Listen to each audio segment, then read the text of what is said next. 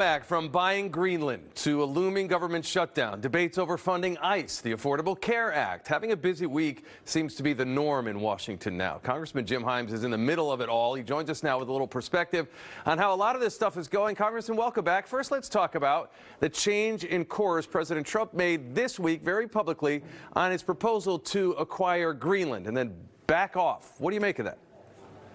Yeah. I mean, what a week, right? I guess the victories this week were that the United States didn't invade Greenland, kill a bunch of our European allies, destroy NATO, split the Republican Party. That didn't happen. By the way, you know what else didn't happen? There wasn't a government shutdown. That was the big news in the House. We actually passed a budget, so no government shutdown.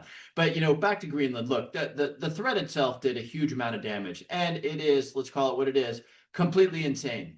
I mean, today we can get anything we want from the Danes on Greenland. If we wanted to put 20 missile bases there, they would say yes. If we wanted to patrol with our Navy to make sure that Russian ships don't come out, they would say yes. Instead, the president did an enormous amount of damage to the relationship that we have with the Europeans. So what's happening? You saw it.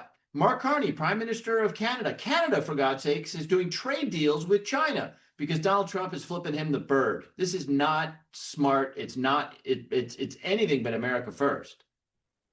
Repair those relationships are going to take a long time. Can we just add a little bit of perspective too? I think people were shocked when we first heard about, oh my gosh, the United States wants to possibly take Greenland by force or buy it. This is not the first time the United States had an interest in acquiring Greenland. Truman did it, or at least tried to secretly with gold.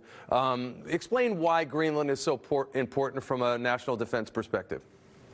Well, it's by and large not, right? I mean, it is a big, expansive ice where we don't want the Russians and the Chinese setting up listening posts or whatever it may be. But there's lots of big expanses of ice up there.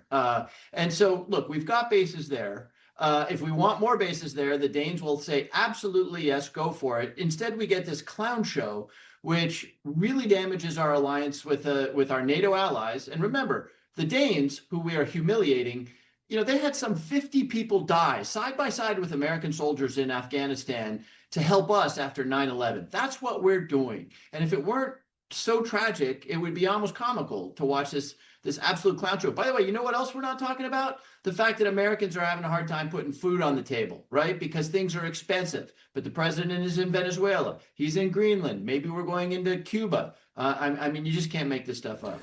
So let's talk about, you mentioned it a few seconds ago, that you passed a budget in the House. Among the things that are in that budget is the way ICE and Homeland Security are going to be funded moving forward.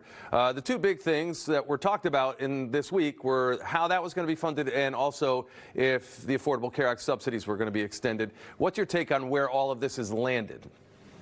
Yeah, Mike, we and I was very proud to vote no on additional resources for ICE. And let's spend 30 seconds on this because everybody is watching the videos coming out of Minneapolis, right? You've got ICE agents, probably not very well trained, kitted out as though they were going after ISIS in Syria or Al-Qaeda in Fallujah. That's the loadout that they are carrying.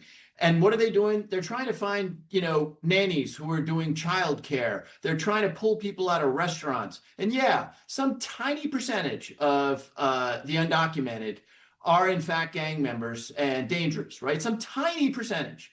But these guys are running through American cities, shooting women in the head. The kill shot on that woman, by the way, was the third shot when the officer was well out of danger, of any danger from the car. And so, no, it is time to completely rethink the way we are doing immigration enforcement here, because babies getting sent to the ER because flashbang grenades get thrown into cars or women being murdered by agents needlessly is not what we should be doing. So yes, the budget ultimately passed, but without a lot of Democratic support, which I'm very proud of the party for saying we're going to put some accountability into the way we're doing immigration enforcement. How does that change, though, if there is no particular teeth in what the Democrats can say because the Republicans control both chambers? How do you take a step forward? Is it just through this little funding mechanism, or are there other things that can be done? We've seen protests. We've seen Democratic members go to ICE facilities and get turned away despite what the law is. How do you take a step forward in trying to make any progress there? Yeah, look, we're going to keep fighting down here, and we're in the minority, so it's hard. But we're going to keep saying that the immigration mission is an important one, right? We need enforcement, but we need enforcement that is consistent with American values of decency. And by the way, again, why you're loading up to go into Fallujah when you're going to arrest a bunch of guys working in the back of a restaurant who pose no threat, what you see underneath that is the deliberate attempt to be provocative. This is the hallmark of the Trump administration, celebrating violence, putting up snuff videos of us, blowing up boats in the Caribbean. That's not who we are, right? And so the ultimate answer comes based on popular sentiment. And here you had a president who won an election partly on aggressive immigration enforcement, and he's now totally underwater. Americans are looking at what's happening in Minneapolis and around the country and saying, this is hideous. This is Gestapo-like tactics, and I'm not going to support it. We're going to do this the way Americans should do it, with decency and with respect for the law. I got less than 30 seconds. Can we do or make any changes moving forward if and when Cuba enters the picture, if we shift toward action there, or if any other country for that matter? Well, look, on Cuba, the president is obviously buoyed up by the incredible military success in Venezuela. Whatever you think of the mission, and I've got my questions, but remember this. Taking out one bad guy, Maduro, is a radically different proposition than regime change. Regime change involves, if you really try to do it the way we did it in Afghanistan or Iraq, tens of thousands of American soldiers at risk in a place like Cuba. So just Americans, when you get hyped up about the incredible capability of the military, just remember what happened with Maduro, as amazing as it was, is very, very different than what it takes to knock off a whole regime. Congressman Himes, I have to leave it there. Thanks so much for your time today. We appreciate you. Thank you. Still